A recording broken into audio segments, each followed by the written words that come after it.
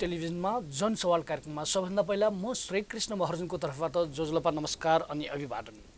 आजको जनसवाल कार्यक्रममा मुलुकको पछिल्लो राजनीतिक घटनाक्रम विशेष गरी प्रदेश सभा र प्रतिनिधि सभाको निर्वाचन हुन गइरहेको छ र निर्वाचनको लागि राजनीतिक पार्टीहरूले विभिन्न गठबन्धन बनाउने क्रममा वाम गठबन्धन र लोकतान्त्रिक गठबन्धन भनिएको छ।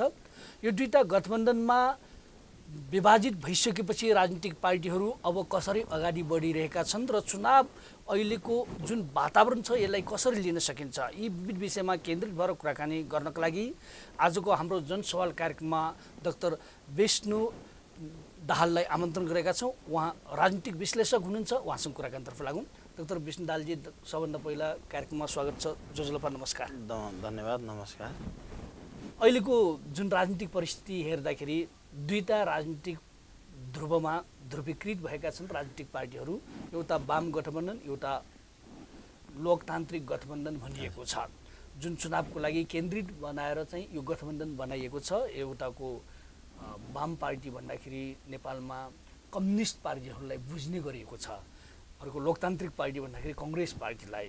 यो कम्युनिस्ट पार्टीहरूको र कङ्ग्रेसको नेतृत्वमा रहेको यो गठबन्धन बीचको चुनाव जुन हुन गइरहेको छ, सामान्य मान्छेले पछिल्लो जुन स्थानीय तहको निर्वाचनको परिणाम र दोस्रो प्रतिनिधि सभाको निर्वाचनको परिणामलाई विश्लेषण गर्दै अबको चुनावमा वामपन्थीहरूले 2/3 बहुमत ल्याउने छन् भन्ने दाबी गर्दै हिँडेका छन्।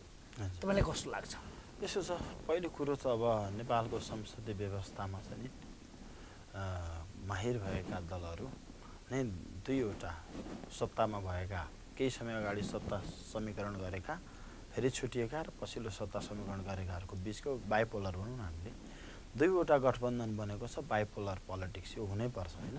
तर त्यो गठबन्धन निर्माण हुनुको उद्देश्य चाहिँ अलिक फरक छ कि जस्तो यो स्वाभाविक कुरा हो कि सबै समाजमा इस्यु आफ्नो विचार र एजेन्डाले छ नि, यो मानिसलाई एकीकृत गर्दै जाने हो। भइरहेकोहरूलाई विखण्डन गर्दै, नयाँ एकीकरण गर्दै, नयाँ समीकरण बनाउँदै आफ्नो एजेन्डालाई चाहिँ समाजमा लागू गर्दै समाज रूपान्तरण जाने, यो सामाजिक अभ्यास हो। यसलाई हामीले ठुलो लिनु हुँदैन। तर हाम्रो कन्टेक्स्टमा चाहिँ के फरक छ भने एउटा सरकारमा गठबन्धन गरेर सरकार बनाइरहेछ र त्यो चाहिँ अर्को फेरि प्रतिपक्षसँग गरेर आउँदो निर्वाचनलाई चाहिँ केन्द्रमा राखेर गठबन्धन गरियो, होइन? र त्यो राजनीतिमा यस्तो कुरा हुन्छ त स्वाभाविक हो। तर मूल उद्देश्य चाहिँ के छ भने दुवै गठबन्धनको उद्देश्य चाहिँ के हो भने चुनाव हो। एउटा प्रतिनिधि सभा, अर्को प्रदेश सभा, होइन? र के हुन सकेन भने राज्य चाहिँ केन्द्रमा भएन कि यो गठबन्धनले सरकार निर्माण चाहिँ मूल उद्देश्य हो अब दुवै गठबन्धनको। त्यसले के प्रभाव पार्यो भने सबै राजनीति अङ्कगणितमा भयो कि, र हामीले एजेन्डाहरू हेरौँ न, गठबन्धनको एजेन्डाहरू के भन्दा अहिलेसम्म नै क्लियर छैन हो।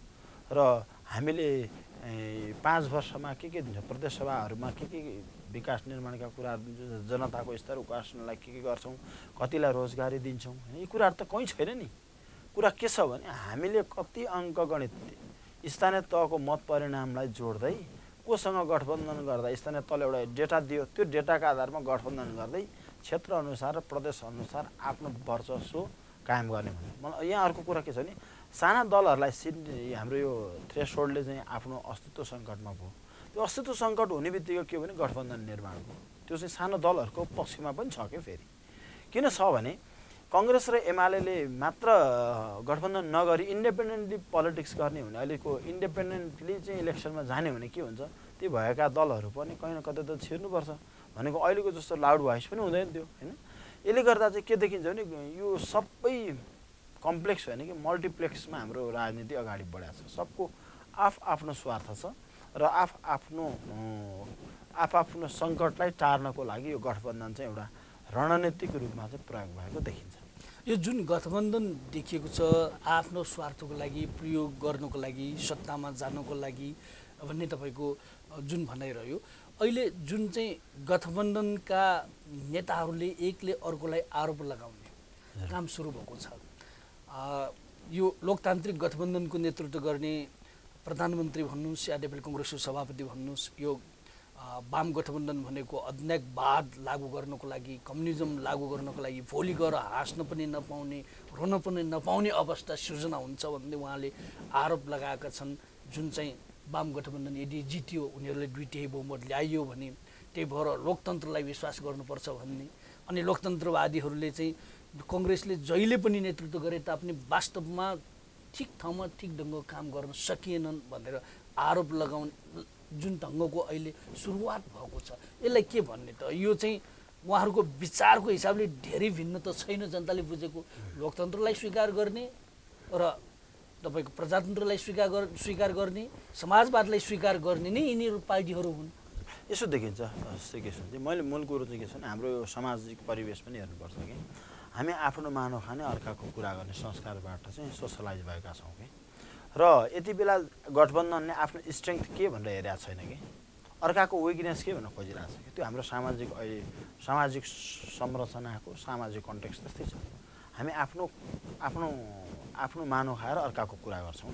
त्यो स्कुलिङबाट हाम्रो राजनीतिक दलहरू सबैभन्दा बढी ग्रस्त छन् र त्यस कारण यो हिडो छापा छाप्छ कि।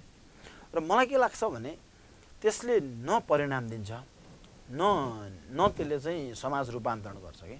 यति मात्र कुरा हामीले हेरौँ न, एउटा सामान्य मानिसले भारी बोक्यो होइन, उसले भारी त्यही ठाउँमा बिसायो भने के हुन्छ? उसलाई कानुनले भन्छ कि उसलाई चाहिँ न्यायको सिद्धान्तले चाहिँ ज्याला दे भन्छ। विज्ञानको सिद्धान्तले काम भएको छैन, त्यो ठाउँमा रिजल्ट आएको छैन भन्छ कि। हाम्रो राजनीति अहिले त्यो न्यायको सिद्धान्त भारी बोक्ने त्यहीँ राख्नेमा छ कि। र हाम्रै छिमेकी मुलुकको राजनीति हेर्नुहोस् फेरि ठिक फरक छ, विज्ञानमा छ कि। त्यो भारी मात्र बोकेर हुँदैन, त्यसलाई ठाउँमा त्यसको परिणाम चाहिन्छ। र राजनीतिको मूल मकसद र मूल उद्देश्य भनेको चाहिँ जनतालाई परिणाममुखी विकास चाहियो कि, समृद्धि चाहियो, उसको जीवनशैलीमा त्यसको सकारात्मक परिवर्तनहरू देखिनु पर्यो होइन। त्यो चाहिँ बल्ल राजनीति हुन्छ कि। र हाम्रोमा यहाँ के छैन भने त्यो खालको संस्कार हामीले अझ लिन सकेका छैनौँ होइन। र मूल कुरो के छ भने दलहरूले आफ्नो पार्टीले यत्रो संसदीय प्र्याक्टिसमा त सबै छन् नि, त्यो सबले आफूलाई खरो उतार्न सकेका छैनन्। जनतालाई चाहिँ मैले यो गरेँ भनेर देखाउने चिज कहीँ छैन, किनभने जनताहरूको सामुमा दलहरूले काम गरेकै छैनन् हो। र काम नगरेको परिणाम के हो भने उसले ढाँट्ने, छल्ने हो, काम गरेन देखाउने हो, छैन काम गर्ने। अनि त्यस कारणले आफूलाई होचो साबित गर्नको लागि त्यो आफू अग्लो साबित हुनलाई त्यो होचो छ भन्ने हो कि। र रियली ऊ के छ भनेको त ऊ आफैलाई थाहा छ नि होइन। र यहाँ मूल कुरो यसको चाहिँ हामीले के देख्छौँ भने हाम्रो सरकारलाई अझ धेरै जस्तो निर्वाचनले के ल्याउने हो, सरकार निर्माण गर्ने हो नि एउटा उद्देश्य होइन। र त्यो निर्वाचनमा मत केलाई हाल्ने भन्दा एजेन्डालाई हाल्ने हो। र दलहरू आफ्नो एजेन्डै क्लियर छैन नि त तिनले के गर्छन् होइन। अलिकति देखिएको परिवेश त्यो छ। र दलहरूलाई एउटै राम्रो परिवेश चाहिँ के हो भने यो अवसर हो, र यो अवसरलाई चाहिँ सदुपयोग गर्न सकेन भने हराएर जान्छन्। त्यो इतिहास त्यही नै छ। र हाम्रो दलहरूले समाज रूपान्तरणको त्यो कोर्सलाई चाहिँ समात्न सकेको देखिँदैन सबै दलहरूले हो। र बेलैमा सच्चिएर यो फेरि मलाई त के लाग्छ निर्वाचन अगाडि यो झगडा गरे गर्छन्, फेरि बन्ने पार्लियामेन्टमा यी फेरि त्रिकोणात्मक राजनीतिमा आफ्नो भूमिका के भनेर फेरि खोज्छन् कि। त्यसो हुनाले जनतालाई फेरि एकपटक लडेको जस्तो कसैले आश देखाएर भोट मागिरहेछन्, कसैले त्रास देखाइरहेछन् कि होइन। र योभन्दा अगाडि चाहिँ हामी जनतालाई संविधान दिन्छु, आश देखाए विकास दिन्छु भने अब जनताहरू त्यो कुरा त्यति पत्याउनेमा छ नि, त्यस कारण त्रास देखाउने, यो फलानुले यसले जित्यो भने यो हुन्छ, त्यसले जित्यो भने यो हुन्छ, मैले जितेँ यो हुन्छ, त्यो हुन्छ होइन। त्यो मलाई लाग्छ दलहरूले आफ्नो ऐना आफैले हेरेर आफूमा जे केही न केही त छ नि, केही न केही त नगरेका होइनन् नि, केही न केही गरेका दलहरूले त्यसैलाई आफ्नो स्ट्रेङ्थलाई चाहिँ जनतामा एजेन्डा बनाएर अझ यसलाई चाहिँ रणनीतिक रूपमा चाहिँ गएर भोट माग्नु चाहिँ सबैभन्दा बुद्धिमत्ता हुन्छ जस्तो लाग्छ। पछिल्लो समयमा राजनीतिक घटनाक्रम जुन विकसित भएको छ यसमा बालकृष्ण ढुङ्गेलको प्रकरण छ एउटा, उहाँलाई गिरफ्तार गरिएको प्रकरण। योसँग जोडेर मान्छेले कस्तो विश्लेषण गर्न थाल्यो भने सरकार यस्ता मुद्दाहरू चर्काउँदै लाने र एक ढङ्गबाट चाहिँ वामपन्थी गठबन्धनलाई अप्ठ्यारो पार्न सकिन्छ भने अप्ठ्यारो पार्ने, या अलिकति अन्योलता सृजना भयो, अलिकति अर्कै परिस्थिति देशमा भयो भने चुनाव पनि सार्न सकिन्छ कि भन्ने ढङ्गको तयारीका साथ लागेका छन्। र वामपन्थीहरूको बहुमत आउने निश्चित भएको कारणले यो खेल पहल कदमी गरिरहेको भन्ने पनि एकदमको आरोप छ। तपाईँको बुझाइमा के हो? मलाई के लाग्छ भने जस्तो यो अङ्कगणितीय राजनीतिमा जसले जे ल्याए नि केही हुँदैन। राजनीतिको मूल उद्देश्य भनेको जनताको जीवन स्तर हो, देश समाजको समृद्धि हो नि। जबसम्म यो सबै दलहरूको एजेन्डा चाहिँ छँदै छैन भने जसले जिते नि के हुन्छ र? हुन्छ हुँदैन नि। र मूल मकसद यो होइन कि जनताहरूलाई चाहिँ हाम्रो दलहरूले नेताहरूले के मान्यो भने मतदाता र करदाता कि ट्याक्स पनि तिरिदिन्छन्, चुनावमा भोट पनि हालिदिन्छन् हो। र समाजमा काम गर्नेले प्रोत्साहन पाउनुपर्छ, काम नगर्नेले के पाउनुपर्छ? काम नगर्नेले त उसलाई दण्ड पनि सजाय नै हुन्छ नि, होइन? र यहाँले भन्नुभएको अहिले भर्खरको तातो घटना चाहिँ बालकृष्ण ढुङ्गेल गिरफ्तारीको, जब न्यायालय हामीले जुन विश्वास गरेको हाम्रो राज्य संयन्त्रका जुन 3वटा आधार छन् नि, होइन? कार्यपालिका, न्यायपालिका, व्यवस्थापिका हो। र हामीले व्यवस्थापिकालाई चाहिँ भयङ्कर ठुलो बनायौँ कि, अनि त्यसपछि कार्यपालिकालाई नै एकदम ठुलो बनायौँ। तर हामीले सामाजिक न्यायको सिद्धान्त चाहिँ संविधानको प्रस्थानविधिमै राख्यौँ, तर आफैले मानेनौँ कि। जस्तो हिजो हामीले गल्ती गऱ्यौँ भने त्यसको परिणाम त फल्छ नि त। त्यो सामाजिक न्यायको सिद्धान्तलाई मान्ने हो भने यस्ता खालका घटनाहरूमा कसैले उठाउनै पर्दैन कि। तर एउटा बेसिक कुराहरू छ नि, होला यो आफ्नो क्रान्तिको आफ्नो अभिलाषा त होला त्यो क्रान्तिलाई उचाल्ने, होइन? जस्तो हाम्रो सामाजिक सिद्धान्तमा के भन्छ भने एउटा उत्तोलकको सिद्धान्त हुन्छ। कुनै पनि इस्युलाई चाहिँ उठाउनुपर्छ नि, उठाउने उत्तोलक हुन्छ। त्यो उठेपछि अनि त्यो इस्टाब्लिस हुन्छ के हो। तर त्यो इस्टाब्लिस गर्ने बेलाको रणनीतिहरू त इस्टाब्लिस भएपछि त्यो उठाएको उत्तोलक हुन्छ नि, हामीले त्यो फलक्रम त्यो उठाएको उत्तोलकको सिद्धान्तलाई चाहिँ सधैँ त उठाउँदैन नि, एकचोटि उठाएपछि त्यसलाई इस्टाब्लिस गर्छ नि। अनि एजेन्डाहरू चाहिँ हामी उठाउने मात्र, त्यसलाई स्थापित चाहिँ गर्ने, अनि बाँकी त्यसको म्यानेजमेन्ट नगर्ने, होइन? दलहरूको यो चाहिँ अविवेकपूर्ण निर्णयले चाहिँ यस्ता घटनाहरू समाजमा चाहिँ रहिरहन्छन्, होइन? सो द्वन्द्वको व्यवस्थापन भनेको खालि सत्ता प्राप्ति मात्र भनेर डिफाइन भयो नि, होइन? यो द्वन्द्वले पारेको प्रभावलाई त खोइ त हामीले सामाजिक रूपमा खोइ हल गरेको, त्यसमा दुवै पक्ष खोइ जब आफूलाई अप्ठ्यारो पर्छ एउटाले उठाउने, अनि अर्कोलाई अप्ठ्यारो पार्न अर्कोले उठाउनेले त समाजमा त कहिले पनि वैमनस्यता त हराएर जाँदैन नि, र सामाजिक द्वन्द्व त कम हुँदैन नि त, होइन? यसो हुनाले कति हामी त्यस कारण त स्वाभाविक रूपले सरकार कति उत्तरदायी छ, होइन? त्यो कुरा चाहिँ हाम्रो सामाजिक न्यायको सिद्धान्तमा हुन्छ। र सरकार उत्तरदायी भने दल उत्तरदायी हुन्छ, यो दलीय व्यवस्था हो। दल उत्तरदायी भने कार्यकर्ता संयमित हुनुपर्छ, होइन? हामीले अहिले भर्खर भन्यौँ नि, जब कार्यकर्ताहरू संयमित भएनन् भने तिनले अधिकारको प्रयोग दुरुपयोग दुवै गर्छन्।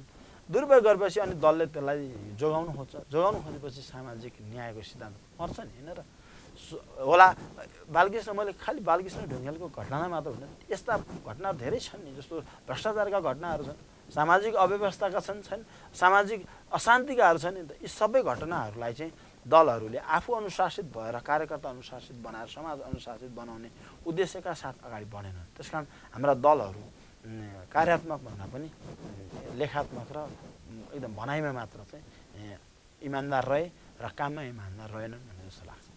तपाईँ अहिले हेर्दै हुनुहुन्छ इन्डी न्युज टेलिभिजनमा जनसवाल कार्यक्रममा। अब भने छोटो विश्रामपछि पुनः हामी कुराकानीतर्फ लाग्नेछौँ।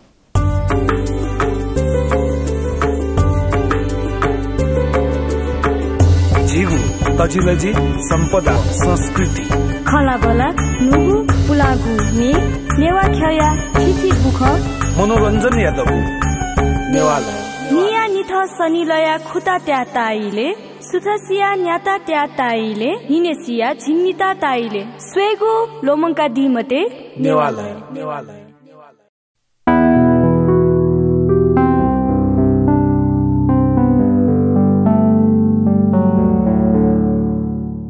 तपाईलाई फेरि स्वागत छ इन्डी न्युज टेलिभिजनको यो जनसवाल कार्यक्रममा हामीले राजनीतिक विश्लेषक एकजना युवा व्यक्तित्वलाई आमन्त्रण गरेका छौँ। उहाँ डाक्टर विष्णु दाहालजी हुनुहुन्छ। उहाँसँग पुनः कुराकानीतर्फ लाग्नेछौँ। विष्णुजी, जुन तपाईँले विश्लेषण गर्नुभयो सामाजिक न्यायको सवाल, समाजमा रूपान्तरणको सवाल, यसमा दलहरू जिम्मेवार नरहेको, दलहरूले नचाहेको लगायतका कुराहरू तपाईँले विश्लेषण गर्नुभयो। यसको अर्थ चाहिँ यो दल, यो नेताहरूको तर्फबाट नेपाली जनताले आश गर्न नसकिने अवस्था परिवर्तन नआउने अवस्था या अर्कै नेतृत्व चाहिने अवस्था हो कि के हो त? यसो देखिन्छ समाज यति धेरै अगाडि बढ्यो कि त्यो अनुरूप हाम्रो दलहरू र हामी जनताहरू पनि अघि बढ्न सकेनौँ जस्तो लाग्छ कि यो भर्खरको हाम्रो छिमेकी देशहरूमा हेरौँ होइन भर्खरै हाम्रै जस्तै ठुलो चुनाव भनौँ अथवा ठुलो अभियान चाहिँ चीनमा पनि भयो। त्यहाँ सी जिनपिङको आफ्नो उद्देश्यहरू जनताहरूलाई कतिसम्म सङ्गठित गर्न सकेको छ, आफू कति अनुशासित छ, कति काम गरेको सबै कुरा त्यो क्लियर छ नि। यति धेरै देख्दै पनि हाम्रो दलहरूले पर्सि आउने चुनावमा आफ्नो घोषणापत्र राम्रोसँग स्पष्टसँग जनतालाई म यो कारणले मेरो उम्मेदवारी हो भनेर त दर्शाउनु पर्यो नि। जनताहरूले भोट हाल्नलाई यो यो त प्रतिनिधिमूलक हो। फेरि यहाँ के छैन मैले टिकट पाएँ ठिक, उसले नपाए मैले नपाए बेठिक, यो त प्रतिनिधिमूलक भने नि, प्रतिनिधि सभा भनेको छ हामीले। भनेको जसले जितेर आउँछ त्यो निर्वाचन क्षेत्र सबैको प्रतिनिधित्व गर्छ होइन, त्यो पात्र हो, त्यो चरित्र हो कि व्यक्ति होइन। हामीले के गरिरहेको छैनौँ भने त्यो निर्वाचन क्षेत्रलाई प्रतिबिम्ब गर्ने सबैका कुराहरूलाई सदनमा चाहिँ प्रतिनिधित्व गरेर राख्ने मान्छे खोजिरहेको छौँ। र यो निर्वाचनमा के हुन्छ नि, दल हो, एउटा जनता भए जनताले मत हाल्छन्, एजेन्डा अनुसारको दलहरूले आफ्नो प्रतिनिधिलाई चाहिँ मनोनयन गराउँछन्, जनताहरूले कुन ठिक भनेर चाहिँ आफ्नो मत दिन्छ, जसले धेरै मत ल्याउँछ उसले जित्छ होइन। अनि बाँकी रहेको त्यो दलहरूको जिम्मेवारी चाहिँ एकपटक निर्वाचनमा आफ्नो कार्यकर्ताहरूलाई, आफ्नो नेताहरूलाई, प्रतिनिधिलाई चाहिँ नोमिनेसन गर्ने अनि बाँकी केही नगर्ने। हाम्रो दलमा के छैन भने दलीय अनुशासन छैन कि। जस्तो भनौँ न स्थानीय निकायको निर्वाचन भएको यति भयो नि कृष्णजी होइन, खोइ त कुनै दलले चाहिँ त्यो म्यानिफेस्टो अनुसार के काम गरेको छ, रिपोर्टिङ ल्याएको छ र? त्यो दलको जिम्मेवारी होइन। आफ्नो सधैँ आफ्नो गुट र उपगुटहरूको मात्र राजनीति गरेर बस्नुले चाहिँ आफूलाई त हानि भइरह नै छ, पछि लाग्ने कार्यकर्तालाई पनि भइरहेको छ, देशलाई पनि भएको छैन र। दलको प्रतिनिधिलाई हो नि भोट हाले त जनताले, र त्यो प्रतिनिधिले काम नगरेपछि को जिम्मेवार हुन्छ? दल होइन र, हो नि। र कतिपय यस्ता अहिले हामीले भनेको घटनाहरू पनि त्यो दल जिम्मेवार नभएको परिणाम हो नि। यदि दल जिम्मेवार हो भने के हुन्छ, कुनै आफ्नो नेता कार्यकर्ताले गल्ती गर्ने बित्तिकै त्यहाँ दण्ड सजाय हुँदैन र, हुन्छ नि। जसले राम्रो काम गर्छ त्यसलाई प्रोत्साहन हुँदैन र, हुन्छ नि। त्यो भएन भने त समाज कसरी न्यायको सिद्धान्तमा जान्छ त? यी कुराहरू त हामीले खालि एकैपटक राज्यमा मात्र खोज्ने होइन, दल समाज सबैमा खोजिरहेको हुन्छ नि, घरदेखि खोजिरहेको हुन्छ नि त। यो कुराहरूलाई चाहिँ हामीले के गर्न सक्छौँ, दलहरूले स्थापित गर्नु। त्यसकारण हाम्रो सबैभन्दा कमजोर भनेको एजेन्सी हो। एजेन्सी भनेको दलहरू दलीय व्यवस्थामा हो। र यसकारण अबको निर्वाचनमा दलहरूले यी कुराहरू, दलहरू मात्र सिरियस हुने हो भने सबै कुरा मिल्छ जस्तो मलाई चाहिँ लाग्छ कि। किनभने हेर्नुहोस् यो गठबन्धन केलाई? स्थायित्वको लागि। स्थायित्वको लागि त नेपाली कङ्ग्रेस र एमाले गठबन्धन गर्यो भने स्थायित्व हुँदैन र, हुन्छ नि। सबैभन्दा स्थायी हुन्छ 10 वर्ष उनीहरूले भनेकै सरकार हुन्छ, भनेकै परराष्ट्र नीति हुन्छ, भनेकै आर्थिक वृद्धि हुन्छ नि, होइन र? किन न? यदि देश र जनताकै लागि हो भने वाम गठबन्धन भन्नु, अरू गठबन्धन देशकै लागि हो भने त त्यति त्याग गर्न सकिन्छ नि। तर सत्ता स्वार्थलाई भएर नमिल्या हो। यसकारणले मलाई के लाग्छ नि, गठबन्धन बनाउनुको उद्देश्य पनि क्लियर हुनु पर्यो कि। र जनताहरूले पनि यो गठबन्धनको उद्देश्यलाई हेरेर मत दिनु पर्यो कि कसलाई दिँदा ठिक हुन्छ होइन। हामीले यसलाई दियो उसलाई सामाजिक घटनाक्रम चाहिँ त्यसरी विकास भएको छ। यसकारण in the name of people भन्छौँ, in the name of democracy भयो हामी कहाँ, in the name of development भयो, in the name of federal स्टेटको कुरा भयो। अब चाहिँ in the name of what भन्ने हो कि होइन र। यो कुराहरूको सामाजिक अभियानको रूपमा चाहिँ अब जनताहरूले पनि हेरेर दिनु पर्यो जस्तो लाग्छ मलाई चाहिँ। अहिले जुन चाहिँ घटना विकसित भएको छ, यो चुनावको तयारीमा लागेका छन्, यो चुनावमा अब आफू जित्नुको लागि पहलकदमी गरिरहेको, प्रचार प्रसारमा लाग्ने, चुनाव भन्दाखेरि चुनाव सँगसँगै जोडेर आउने भनेको निर्वाचन आयोग हो। निर्वाचन आयोगले आचार संहिताको कुरा पनि ल्याउँछन्, आचार संहिता पालन भएन, यताउता भएन भन्ने कुरा चाहिँ पटक ल्याइरहेका छन्। हजुर, यो जुन ढङ्गको आचार संहिता लागू गर्नुपर्ने, गराउनु पर्ने, सरकारलाईदेखि लिएर सबै कुरा यो गराउन सकिएको छैन भन्ने कुरा पनि छन्। यस्तोले कतिको प्रभाव पार्छ चाहिँ के निर्वाचन आयोगलाई चाहिँ उसको राम्रै छ भन्न मिल्छ? यस्तो देखिन्छ जस्तो निर्वाचन आयोगले के भन्यो भने आचार संहिता उल्लङ्घन भयो भन्ने हो होइन। त्यसलाई चाहिँ उल्लङ्घन भएको घटनामा जिम्मेवार को हुने हो? दलीय व्यवस्थामा दलै हुने, उसले दललाई भन्ने हो। दलको व्यक्तिले चाहिँ निर्वाचन आचार संहिताको उल्लङ्घन गर्यो भनेर भने हामी सामाजिक न्यायको सिद्धान्तको कुरा गर्छौँ होइन। अनि दलहरू आफै मान्दैनन् भनेपछि निर्वाचन आयोगले के गर्न सक्छ सक्दैन। जस्तो भ्रष्टाचार भयो, यो भ्रष्टाचार घटाउनुपर्छ न भन्ने हो होइन। त्यो नगरेपछि कारबाही त फेरि दोस्रो चरण हो। यो निर्वाचनको कुरा के हुन्छ भने निर्वाचन आयोगको भूमिका के हुन्छ, निर्वाचनसम्म हुन्छ होइन र। त्यो निर्वाचनसम्म हुँदा निर्वाचन पछि त उसले कारबाही गर्न त सक्दैन नि।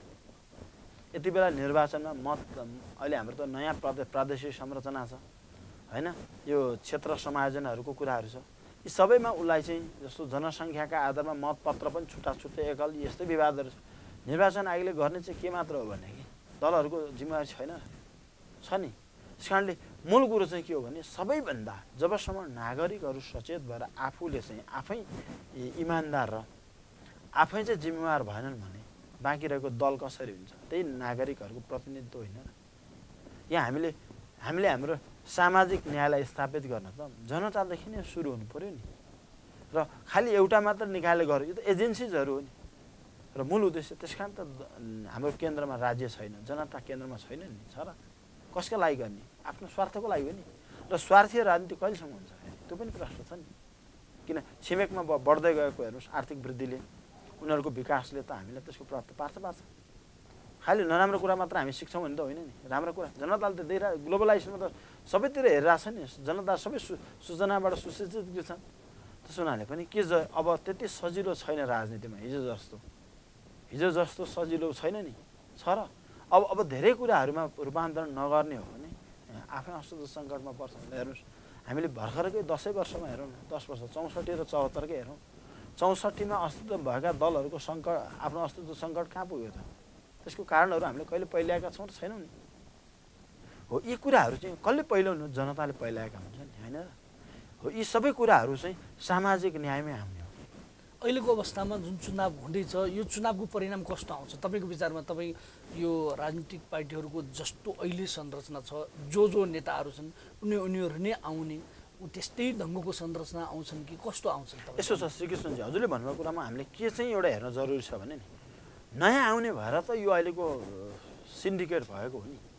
मैले चाहिँ मेरो आफ्नो टर्ममा के भनिरहेको छु भने यो पोलिटिकल सिन्डिकेटलाई चाहिँ यो कर्पोरेट पोलिटिक्स हो कि ल। एउटा दलकोहरू को चाहिँ हार्न नहुने पहिले फिक्स गर्ने अनि बाँकी रहेको अरूलाई चाहिँ चुनावमा लडाउने होइन र।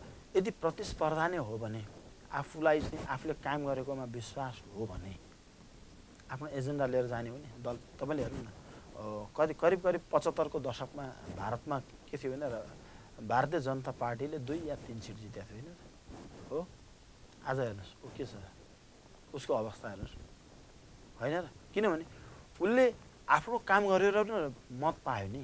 हाम्रोमा के छैन, जब आफू सङ्कट हुन्छ आफू जित्नका लागि अस्तित्व रक्षाका लागि गठबन्धन गर्ने, जब आफू बलियो हुन्छ फेरि त्यसलाई चाहिँ तोड्ने हो। यो चाहिँ हाम्रो प्र्याक्टिस धेरै अगाडि हाम्रो इतिहास पल्टाएर हेर्नुहोस् सबैतिर देखिन्छ। अबको सम्भावना चाहिँ मैले के देख्छु भने एउटा कन्टेक्स्टलाई राखेर चाहिँ एउटा अङ्कगणित छ, दोस्रो चाहिँ अर्को हाम्रो राजनीतिक व्यवस्था छ हो।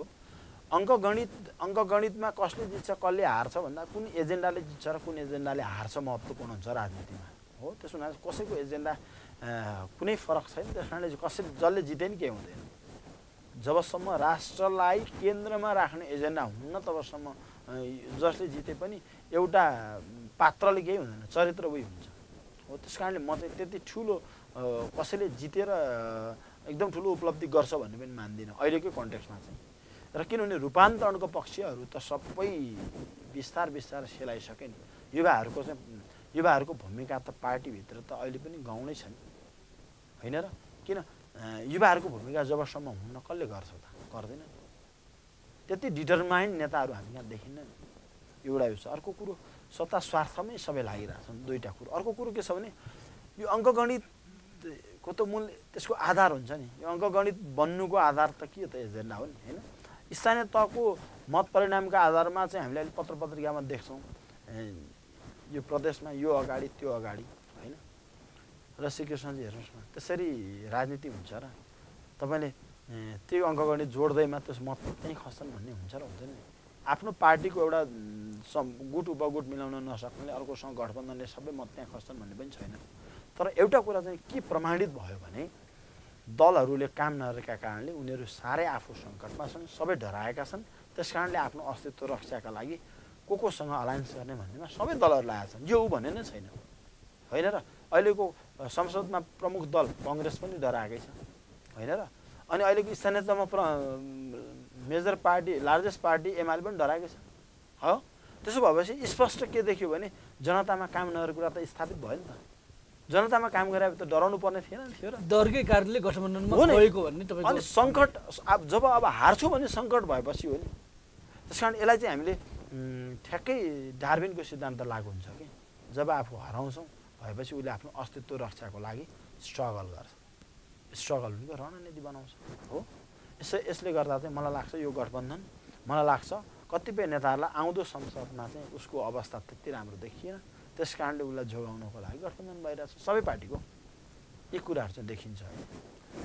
तपाईँले समय दिनुभयो र वर्तमान राजनीतिक परिस्थितिको विषयमा यति धेरै विश्लेषण गरेर विचार राखिदिनुभयो यसको लागि धन्यवाद। फेरि धन्यवाद। र तपाईँहरूको टेलिभिजन मार्फत आफ्नो विचार राख्नु पाएन। अझ पनि बिग्रेको केही छैन। यति हुँदाहुँदै पनि सकारात्मक पक्ष धेरै छन्। त्यो सकारात्मक पक्ष भनेको युवाहरूको सेन्टिमेन्ट र स्पिरिट अनुसार चाहिँ दलहरू मात्र सच्चै पुग्छ। किन दलीय व्यवस्थामा दलकै हुन्छ हालिमुहाली र दलहरूले मात्रै सिरियस हुने हो भने दलका 3वटा नेता मात्रै सिरियस हुने हो भने पनि यो मुलुकमा छिटै रूपान्तरण हुन्छ, धेरै परिवर्तन हुन्छ। यति भन्दै मेरो कुराहरू सुन्ने र यो इन्डिजिनियस टेलिभिजनमा मलाई स्पेस दिनुहुने तपाईँहरू सबैलाई धन्यवाद दिन चाहन्छु। नमस्कार।